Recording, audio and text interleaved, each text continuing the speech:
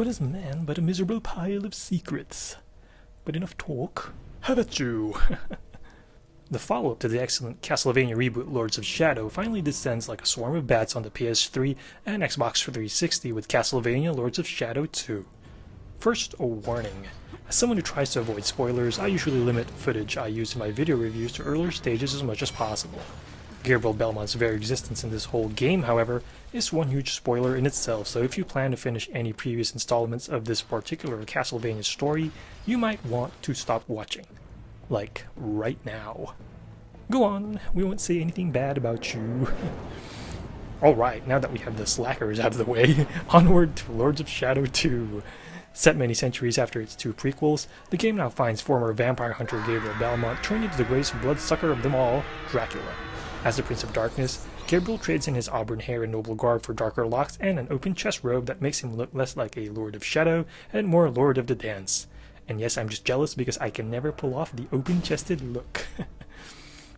Gone is Gabriel's more noble and understated demeanor as well, replaced instead by hate and self-loathing thanks to a crisis in faith, as well betrayal by those he trusted most and the injustice perpetrated against his loved ones. Inside Gabriel's empty shell, however, are fragments of the same noble person he once was, and our anti-hero wants nothing more than to die like the mortal man he once was. This triggers the events behind Lords of Shadow 2 as a weakened Gabriel decides to fight the forces of darkness once again as a way to gain the eternal slumber that he craves even more than blood. The good news for fans of the first game is that the combat remains as tight as a vampire's bite.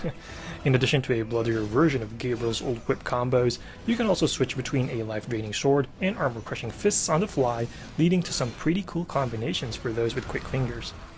If you're terrible at chaining wicked combos, no worries, the combat is so flexible that it can adapt to a variety of playstyles.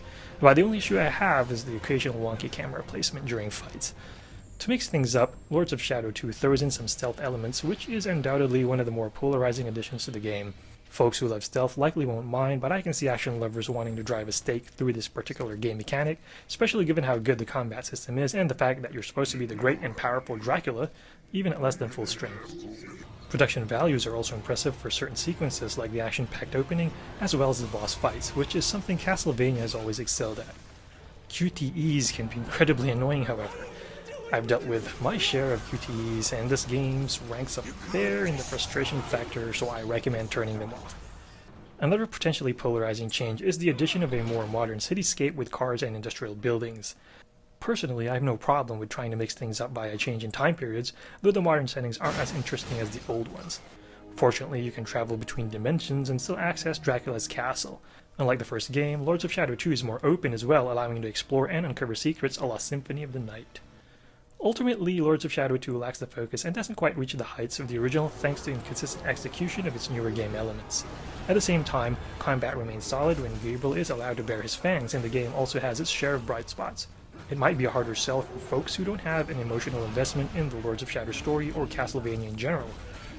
For fans of the series or gamers itching for a good action game with excellent boss fights, however, this is a game worth biting into. What is a man? But a miserable pile of secrets.